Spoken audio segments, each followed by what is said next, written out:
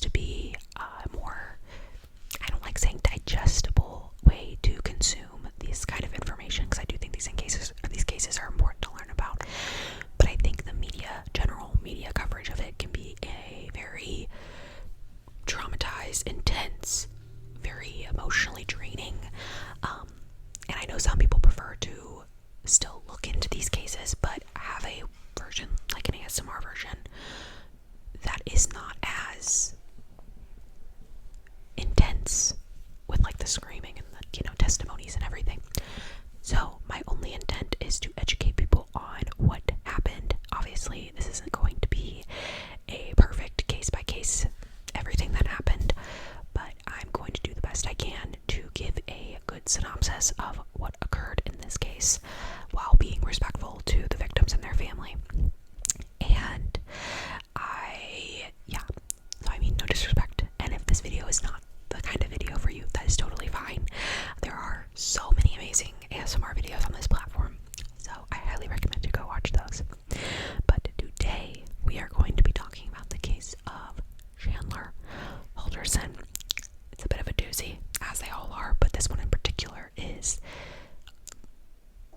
not so much complicated as it is just mind-boggling, which they all are, but this one in particular really shocks me. Okay, so we have a family of four. We have the parents, Bart and Krista Halderson.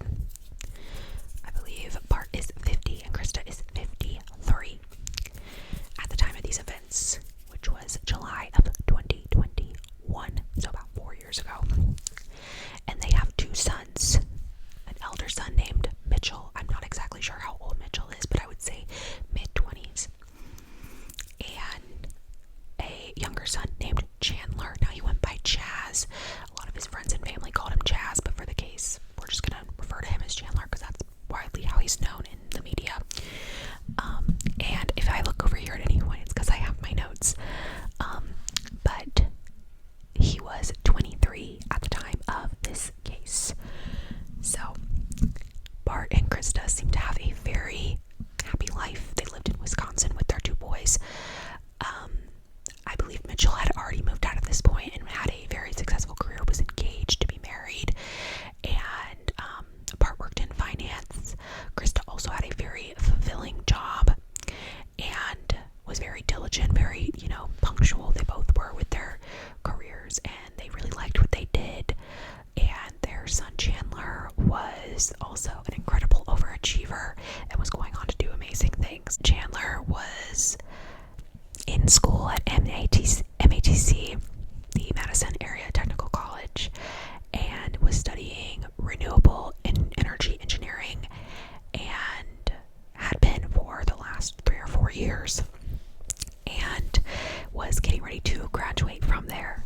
He, during this time, also as a part of his senior requirements, had gotten a remote internship for American Family Insurance, where he was doing what I believe was some sort of like data entry, it wasn't super clear what he was doing, but it doesn't really matter. And he seemed to be doing very well there. He was getting, really good reviews.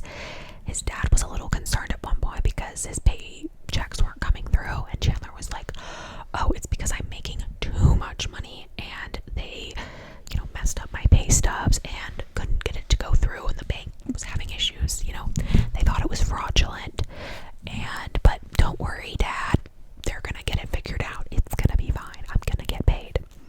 I'm gonna get a large sum of money kind of all at once.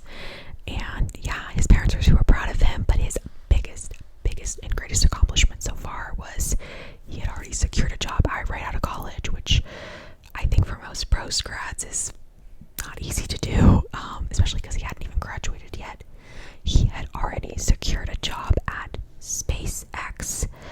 Like, at the time it was relatively new, but Elon Musk's emerging company in Florida, and this was huge. I mean, everyone obviously was super excited. His girlfriend was thrilled. She was going to move to Florida with him. They were going to kind of start their lives in Florida, and it was a big deal. And he was scheduled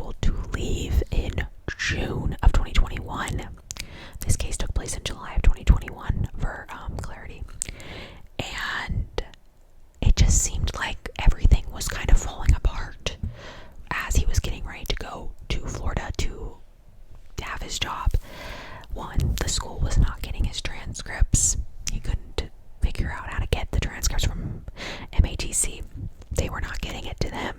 He was adding his dad to emails with all these advisors, and they were like, we're trying to get it together, we're gonna get it to you so soon, and it just never happened.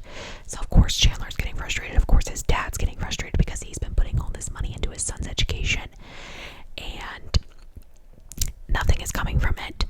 And then all of a sudden, Chandler's brother has a very serious medical emergency, which causes him to be hospitalized. So he has to call SpaceX and say, I can't make it in, when I'm supposed to be there for training in like mid-June. And he said, my brother's in the hospital. And then just days after his brother gets out of the hospital, Chandler suffers a horrific fall where he's in a neck brace and says he has a brain bleed and all sorts of other injuries that he has to wear his neck brace for, and it's further pushing back his going to Florida to work at SpaceX. And it was a mess, basically.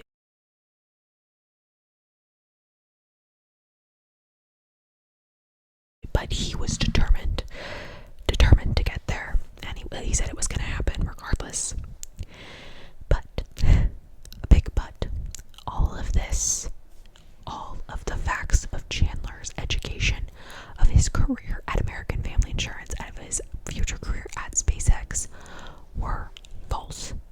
He never had the remote internship, he never had the job at SpaceX, and he never, ever got a degree from MATC. Ever. And this cover was only blown after his dad was growing frustrated of the university not supplying his son with his rightfully deserved diploma.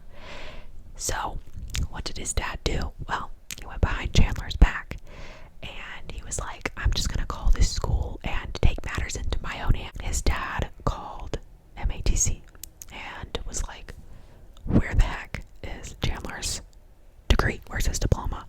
It's causing all these headaches, and we've put so much money into this education.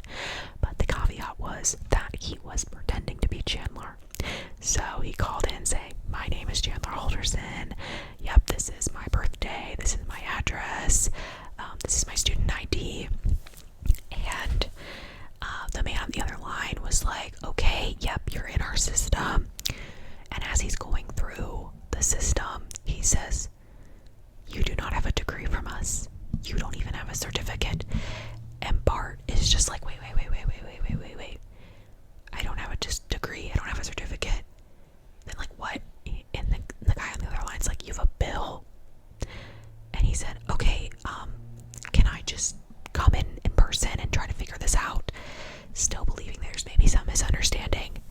And the guy's like, yeah, absolutely, but there is no diploma, no degree, no even certification. And obviously Bart, he wasn't, at the beginning of this call, he was just frustrated because his son, he believed his son had rightfully earned his degree and was not being given it. But at the end, you can tell he's like defeated and is like, oh my god, has my son been lying to me this whole time? And he really doesn't want to believe it. So he says, yep, okay, I'll come in person at some point. So on July 1st, Bart essentially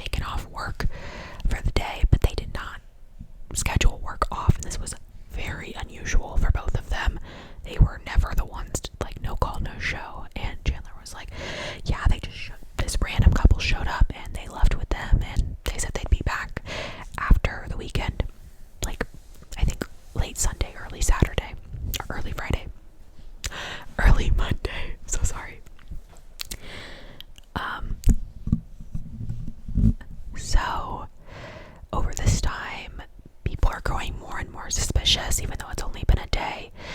Krista's best friend said she would have never not contacted me before leaving to go to the cabin, because it was like one of those relationships where she said, hey, Krista would call her up before going to the cabin and say, hey, I'm going to the cabin this weekend. Do you want to come with? Always, every time. But she didn't do that this time, and that was extremely, extremely weird. And then people kept questioning Chandler, like, oh, have you talked to your parents? And he said, yeah, I texted my mom, and she said they're gonna go to the parade on the 4th, and it might be kind of crowded, and the cell service might not be super great, but she will be home. They will be home on at least Monday morning. And that was already a little odd to a lot of people, because they the 4th of July was on a Sunday that year, so the chances of the parade actually taking place on a Sunday is kind of unusual. Usually when that, like a holiday or something like that happens, it'll take place the Saturday before, and that was the case for a lot of places. The fireworks were happening on the Saturday before, and for some instance, Chandler insisted, no, they're going to the parade on the 4th. So, yeah. Now, in the time between July 2nd and July 6th, they, the family living in the home behind the Halderson family had security cameras, and they were able to just barely see inside the home. And at one point in the middle of the night, there was a huge burst of flames, of fire in the fireplace.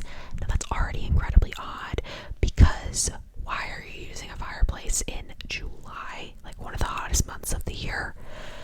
And it looked like, some sort of glass had broken, which it had, but we'll get into that in a minute. So, yeah, the 3rd happens. Chandler spends the day with his girlfriend. She says that they just went, kind of watched some fireworks with her brother and his friend, and then they just went back to his place, and he did something that he'd never really done before, that he had them kind of like have a fort area in the living room where they watched movies. And when she was asked by investigators, like, was this something that you would normally do, she said no, usually we would just like sleep in his bed and that was it. But this night he was very insistent that we sleep downstairs with the dogs, and she was like, okay, I mean, that's fine. She just thought her boyfriend was doing something, I don't know, cute for them. And throughout that time, so July 5th hits, and Chandler starts speaking to people. He's worried about why his parents haven't said anything, but he's like, I got this text from my mom, and I'm sure everything's fine, but I'm just a little concerned. And people continued to question him, like, when are they coming back? And he kept saying, I don't know. I mean, they said they were coming back either Sunday or Monday, but they're still not back. But they went with this random couple, brought a lot of alcohol, which was like really weird because they didn't really drink that much according to a lot of their friends. And yeah, that was just a very odd thing. Flash forward to Wednesday, July 7th, Chandler finally files a missing persons report for his parents who had been missing since July 1st. July 2nd, arguably, I guess you could say July 2nd. So he officially filed a missing persons report with the Dane County Sheriff's Office, and he said the same story. He said his parents went away with a couple that he didn't know who they were, and they left with a bunch of alcohol, and it was just very vague.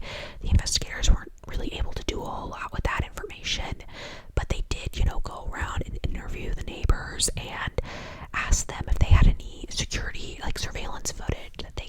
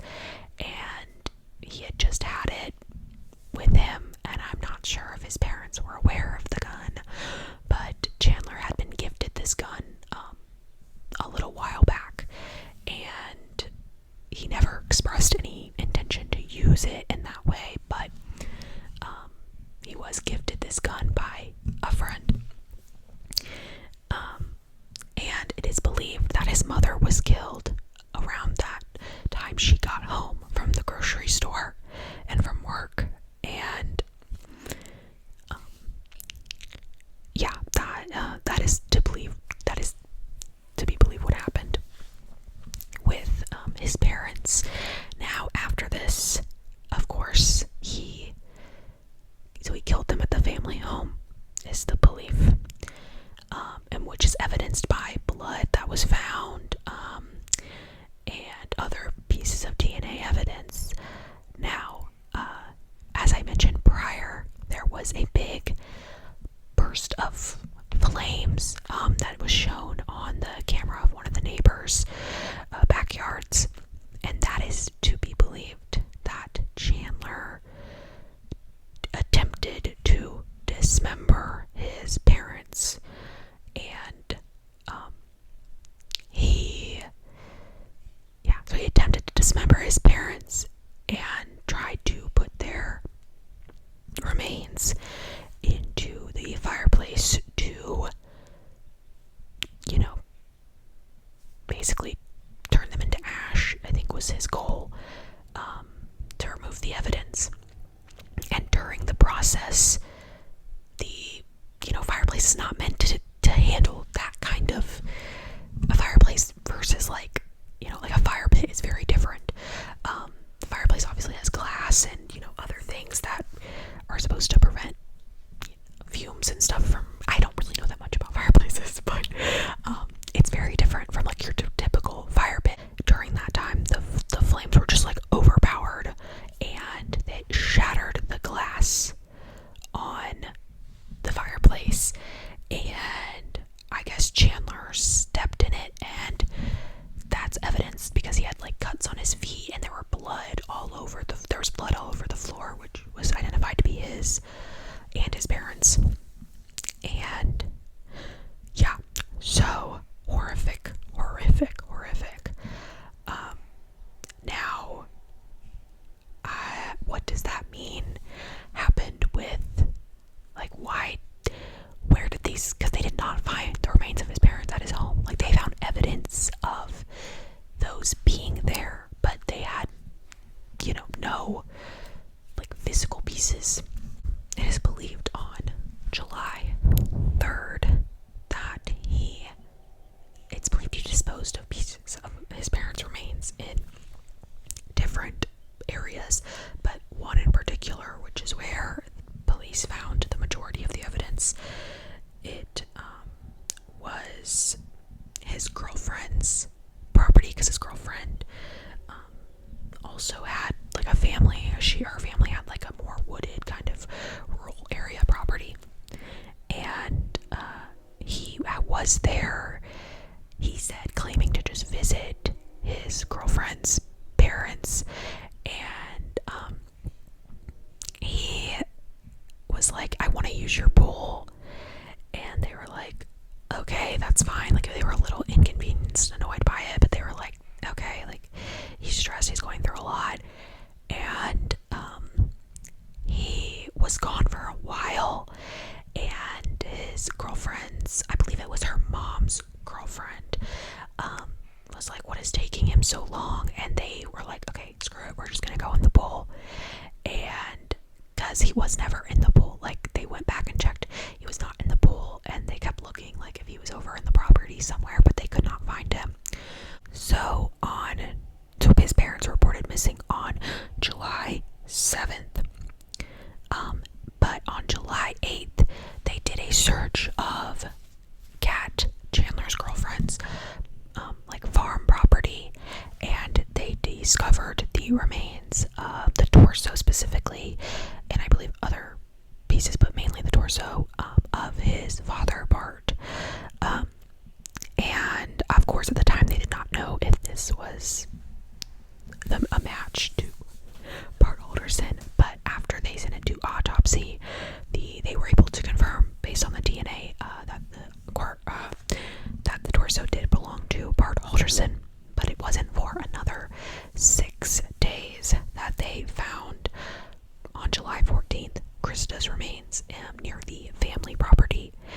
Now, a large part of the reason this case was able to be solved in a relatively quick manner was because it's often referred to, I don't know if you've heard, as the Snapchat murders, because Chandler's girlfriend, Kat, had at times grown suspicious of his behavior. I don't know if he had a history of cheating, or I think that's what it was, but she grew weary of him sometimes and didn't trust him all the time.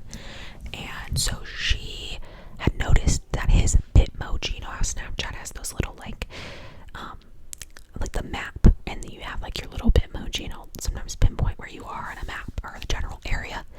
She noticed that his Bitmoji was in an unfamiliar area, kind of in like the middle of nowhere.